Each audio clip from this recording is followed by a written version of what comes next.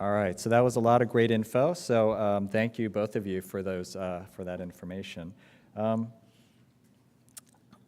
If you'll recall, we had a minor slide snafu, so I think we're back here. Okay, so for our next topic, this is another topic that we really put in because of feedback we got from last year's program, a topic that people in the audience were really interested in, which is in bladder dysfunction in MS. And so we're really lucky to have Dr. Brooke Brown from the urology department here at Georgetown come and speak to us. So she can tell you a little bit more about her training, but she it looks like mostly in the South. You know, you did a lot of training, West Virginia, down at LSU.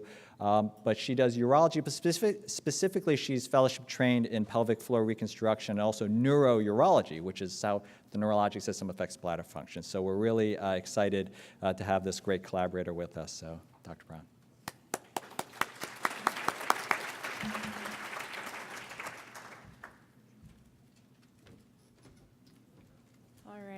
Thank you all so much for having me here today. You are correct. I've never lived above the Mason-Dixon line.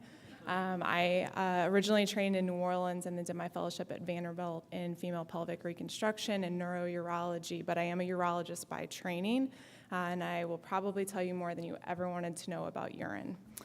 So to get started, when patients present to my practice, I really focus on two things. And as a urologist, my first and foremost thing is to protect your kidneys and your kidney function, because we always want to protect the kidneys so that we can delay kidney problems or dialysis or any of those things. So that's one of my first and foremost goals.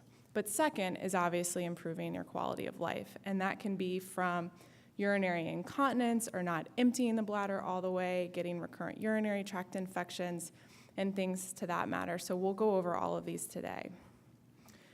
So with regards to neurourology, or how neurologic issues can affect the bladder, the first thing I really talk to patients about is, how are you currently managing your bladder? Are you urinating on your own? Are you pushing to urinate? Are you using a catheter of some kind? And then if you've seen a urologist in the past and you've been on a good bladder regimen, has anything changed? Are there new changes in your symptoms? Because certainly, especially with MS, the lesions can change and move, and with that, your symptoms can change and move. And then additionally, is there incontinence? Are you catheterizing, or are you leaking between catheterizations?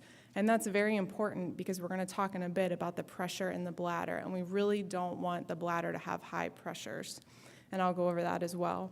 So typically, when anyone presents to my clinic for the first time, I recommend several things. Again, checking the kidneys, so getting an ultrasound or a simple picture of the kidneys to look for any swelling or urine backup in the kidneys or kidney stones, and then also kidney function, which is a simple blood test that we can do in our office. And then we'll always talk about blood in the urine or urinary tract infections as well. So again, one of the biggest things we can do is protect the kidneys. And the reason that this matters is that nerves affect the bladder and how the bladder expands and contracts. Your bladder is the only organ in your body that has these properties that can change size and the dynamics. And so when it expands and contracts like a balloon, it stores urine and empties urine. But as nerve lesions change, that ability to expand and contract changes.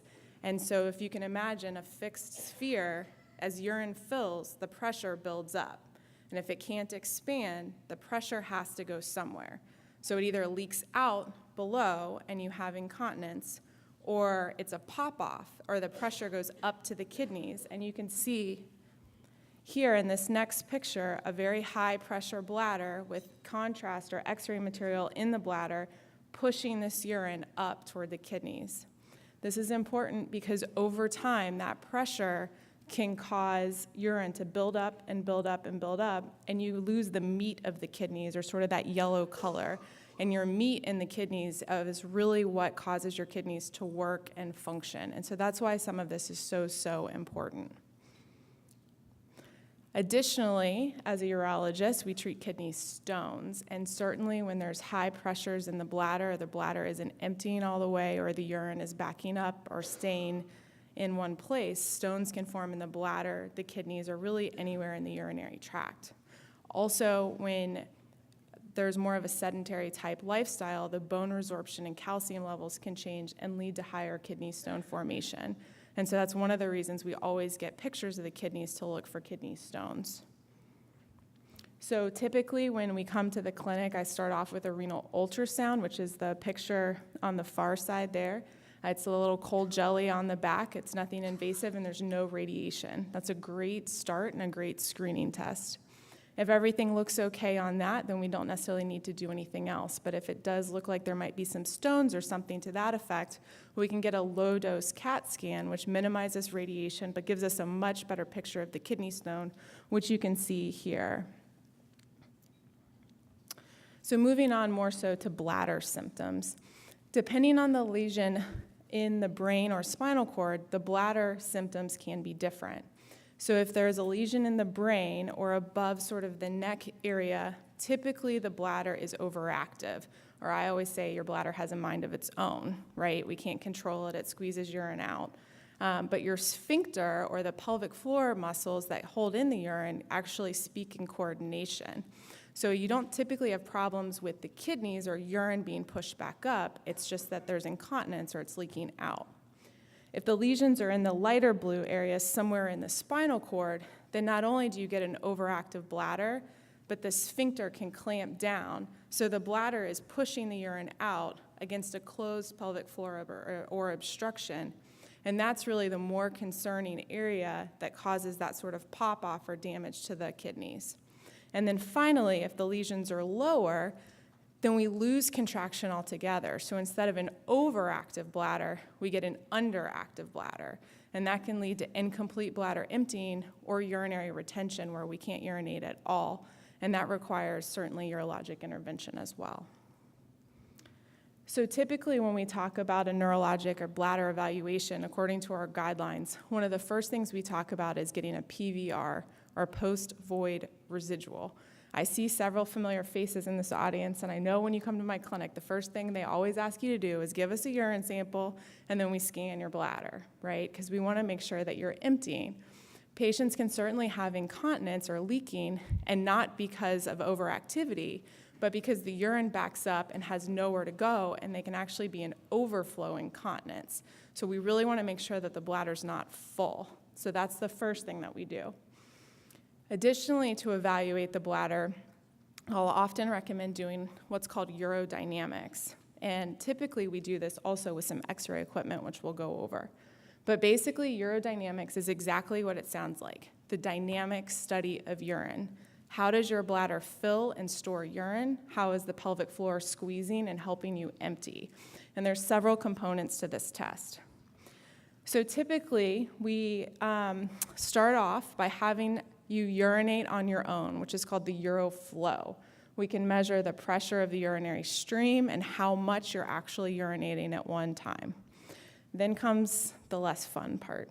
So we put a very little catheter in the bladder, a very little one in the rectum, and then fill the bladder with fluid while we talk. And you tell me what you're feeling when you feel like you need to urinate. I can ask you to cough or push. We can look for incontinence, and we can see what those pressures are in the bladder. Additionally, we put little stickers on the pelvic floor so we can check for the pelvic floor muscle activity as well, which shows us how the sphincter is working in coordination with the bladder, as I mentioned. And then we have you urinate around these very little catheters, which are actually pressure catheters, and I can see if that pressure is building up or if the pressure in the bladder is very large and kind of pushing against an obstruction. For instance, men also have a prostate, and certainly MS can cause bladder problems, but so can the prostate over time. And so sometimes it gets a little more complicated to figure out, is this a bladder problem? Is this a pelvic floor problem? Or is this just a prostate problem? So this can give us a lot of information. This is what it looks like. It's a little daunting, but this chair is like a spaceship, basically. It can move in every direction. So we can get patients easily into the chair, move them around where we need to go, and then you can see the X-ray or C-arm around the body so we can take pictures as the bladder fills and empties. This is basically the tracing that I look like, and I know it looks like a seismograph from an earthquake, but I promise I know what it means. But basically, the top catheter line, the blue line, is the catheter that's in the bladder. The red line is the one that's in the bottom or in the rectum. And as your bladder fills, the bladder moves into the abdominal cavity. So I always kind of think back to high school physics with these external forces pushing on the bladder. That's not going to tell us what's really happening. So that's why we put the catheter in the bottom, to remove that external pressure so we know what's actually happening in the bladder wall. So the line below that, or where you kind of see that big hump, is what's happening in the bladder, that green line. And you can see that the green line makes this sort of peak or hump, and that's the bladder being overactive and the pressure going up and down. In multiple sclerosis, again, as I mentioned, we can have 3 different findings. We can have the bladder being overactive, we can have it being underactive, or we can have the bladder and the pelvic floor not talking. And so these tests show us exactly what's happening so that I can help guide treatment the best, and that's why it's so, so important. So typically, besides incontinence, if the lesions are lower, we can have incomplete emptying or retention. But one of the most common complaints I hear from my MS population is urinary hesitancy, or just difficulty getting the stream started. They'll sit in the bathroom and almost do like aerobics or like yoga on the toilet, like trying to get that urine out. And it can be quite difficult and quite frustrating. It'll eventually come, but I have lots of patients that tell me they'll sit in the bathroom for 20 or 30 minutes. And there's certainly things that we can do and talk about to try to make that better. Additionally, I mentioned overflow incontinence. We always want to make sure that the bladder is actually emptying, and that's not why we're causing leakage. And especially in women, almost half of women that undergo urodynamics for something, even without MS, have underactivity. So just by the nature of the bladder, as we get older, it tends not to work as well. There's lots of things that we can do to help improve the quality of life. And so if hesitancy or that inability to get that stream started is really, really bothersome, sometimes it's nice to have a tool to help to get the urine out. And that's where some of the catheters or different tubes come into play.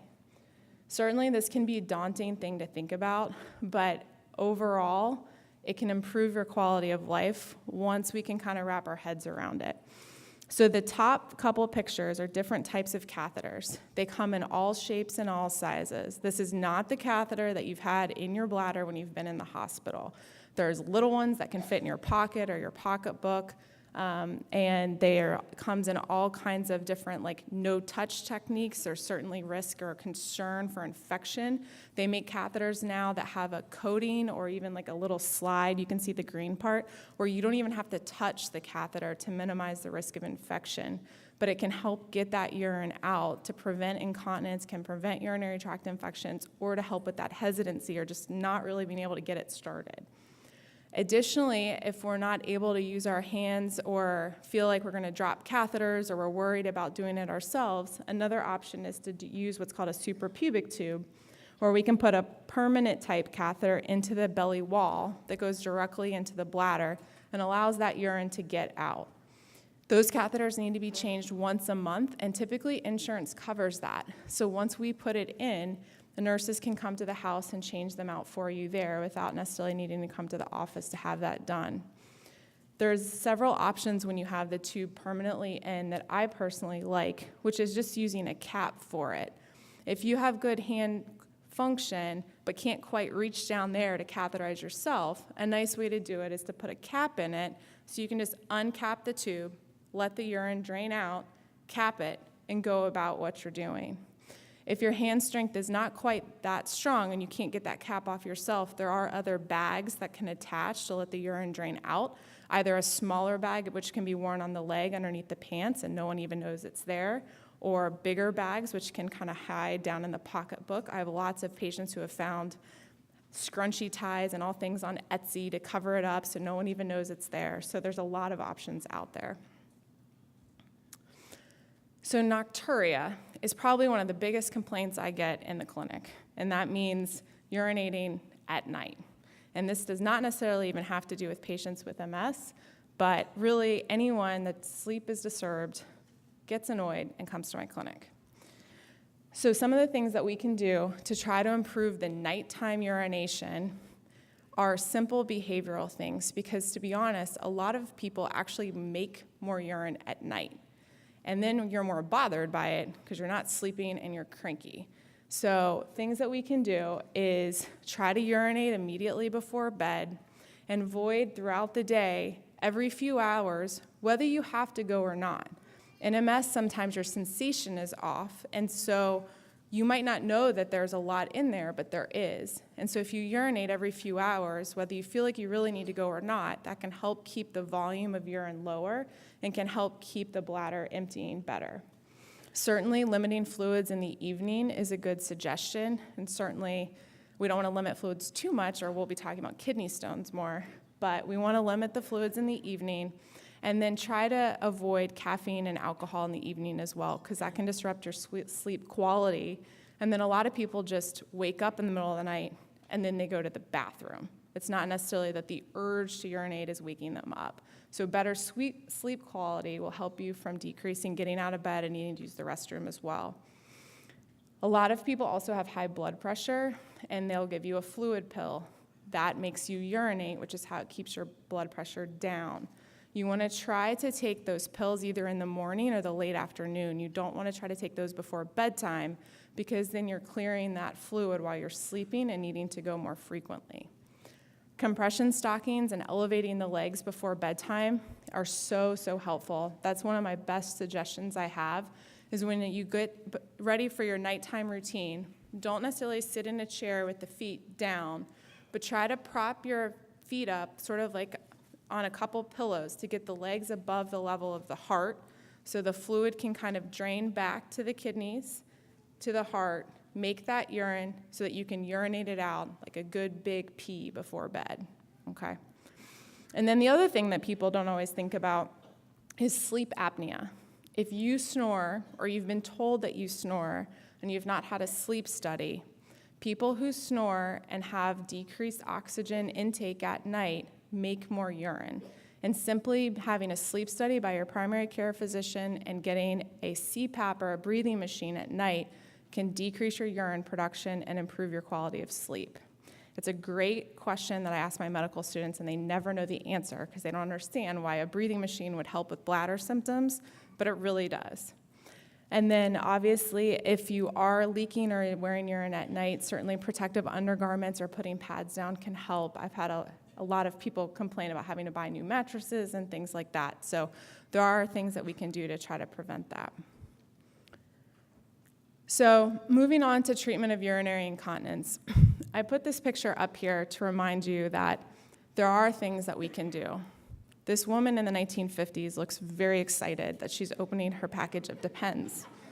It is 2017. We don't have to do this all the time.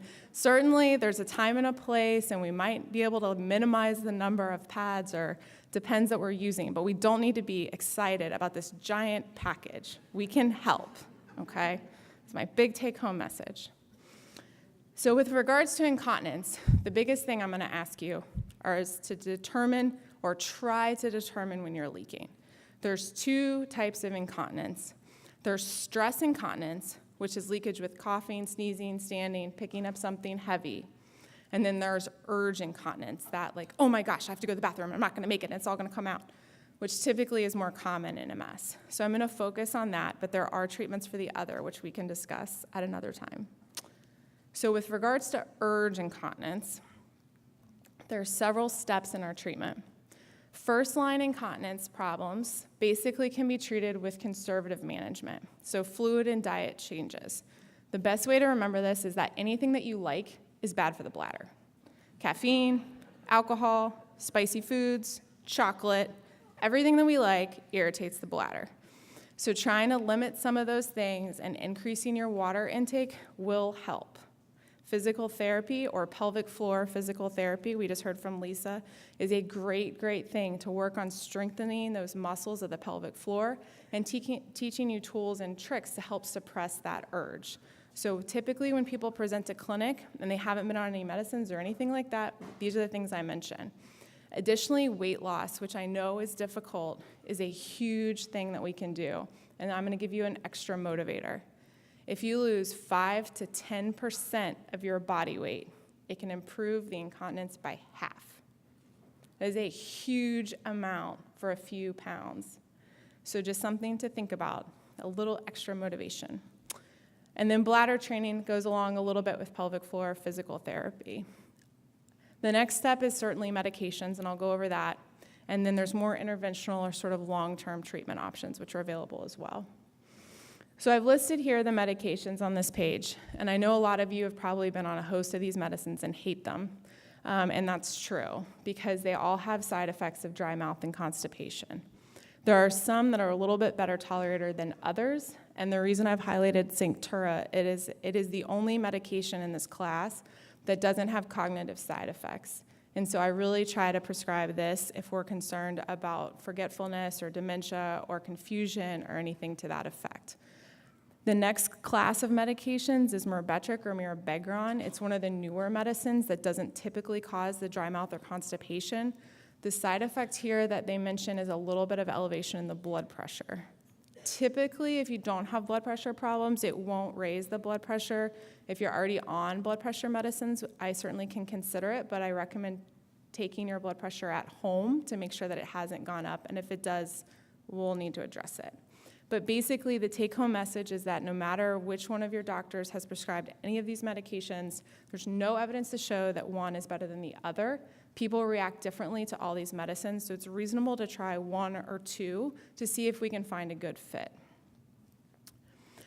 I mention this currently because the makers of these two medications are in a clinical trial, and they're working on a combination pill of the Vesicare and Myrbetriq. So some people have found that taking those together currently does improve symptoms and is sort of something else that we can try before we get to further treatment. So just as an option, the combination pill is not available yet, but since both of those are on the market, we can consider taking those together. The thing about any of these, though, is we have to make sure that you're emptying the bladder, because these medicines can make that worse, which is why when everyone comes to the clinic, we scan your bladder. So I mentioned the side effects. Dry mouth and constipation are the ones that people complain about the most. And the reason that I want to give this talk is to say that it's not all medicine. We have other things to offer. And unfortunately, about at a year, there's only a third of patients that are still taking these medicines. So one of the things I do when you come to the office is try to tell you that's not just conservative management and it's not just medicine. We have a plan. We're going in a stepwise fashion, but there are things we can do to help. So these are the 3 treatments that are available currently for overactive bladder, urgency, frequency, urge-associated incontinence. And I'm going to go through each of these. The first one that is FDA approved in MS, as well as overactive bladder, urgency, frequency, and urge incontinence, is Botox. Just like Dr. Amjad mentioned, Botox can be used all over. It's not just used in the face to make us look pretty. We can use it in the bladder to relax it, or the muscles, as she mentioned. But basically, Botox works the same in the bladder as it does everywhere else. It relaxes the muscle. The bladder is a muscle. But those effects do diminish over time, so it has to be re-injected. Basically, in order to be a candidate for Botox, you have to be either able or willing or have somebody else be willing to consider catheterization, because Botox is one of the best things we have to offer, but sometimes it can work too well and make you not urinate at all. So if that's the case, we either need to use in and out catheterizations, those smaller ones I showed you, or consider putting a suprapubic tube in if that were to happen, or if you're not already emptying as it is, but having some incontinence. So it's sort of a combined approach to get the bladder drained and decrease the pressures. It's very well tolerated. There's limited side effects. The main risk is a urinary tract infection, but of course we always check the urine beforehand and give antibiotics to try to prevent that. So really the main side effect is that it just works too well. This is basically how we use it. So I can do this in the office or in the operating room with a little light anesthesia, either one, whatever your preference, and we decide. But basically we use a little camera, just like a catheter that goes in through the urethra, your natural urinary channel, and inject the medicine in different spots along the bladder wall. It can take 7 to 14 days to take effect, but overall it can last on average in the bladder about 7 to 8 months. Some of my patients get effects for over a year, and we can just re-inject them once a year. Some of my patients are 3-monthers, and they'll call me at 2.5 months and say, "Hey, Dr. Brown, it's time for my Botox." Like, we can work it out, but it won't last that long. It has great effects, though. So the next option is sacral neuromodulation. So this is something that's basically a pacemaker for the bladder. We put a little wire in the back and a little pacemaker, just like the heart pacemakers. It's the same type device made by the same company, but for the bladder, and it sends signals to the bladder to calm it down or make it squeeze. So it's actually approved for urgency frequency, urinary incontinence, also incomplete emptying or retention. And additionally, it is approved for fecal incontinence. We don't put the device in any differently for any of these reasons. The two things for your consideration is that this device is not MRI compatible. So if you're considering this or want to consider this, I need to have a talk with the neurologist to make sure that they think it's a reasonable idea and that we're not going to need MRIs in the future or in the near future, because if you do, we would have to take it out. What I will say is that they are currently working on an MRI-compatible device, and so the battery currently has to be changed at 5 years. They're also working on a rechargeable battery. So I'm hoping in the next few years, not only will we get an MRI-compatible device, we'll get one that has a rechargeable battery, and it won't require a second procedure. But these procedures, you come in the morning, go home the same day. It is outpatient surgery. It's very well tolerated. It is not technically approved in MS, I will say that, whereas Botox is, but it is more of a long-term option. And so if we have a conversation with your physician and the MRIs are not an issue, it is a treatment option available. Typically, we put this wire in the back, which stimulates the nerve there, and this is what it looks like. It's just a little metal device. The next option for urgency, frequency, and urgent incontinence is posterior tibial nerve stimulation.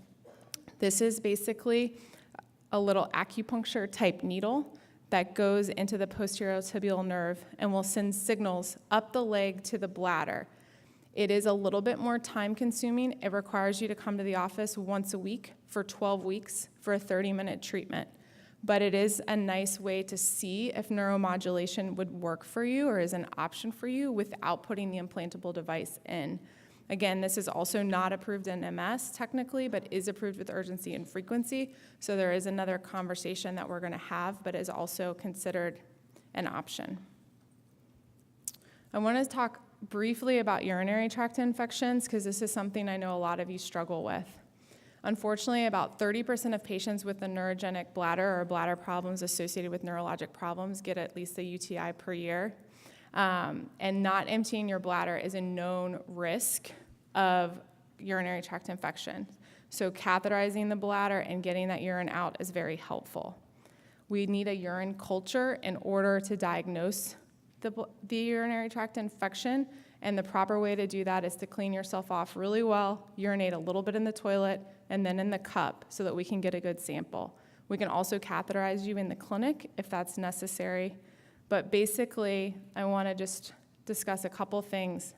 In postmenopausal women, the one thing we have evidence for to prevent urinary tract infections is transvaginal estrogen cream.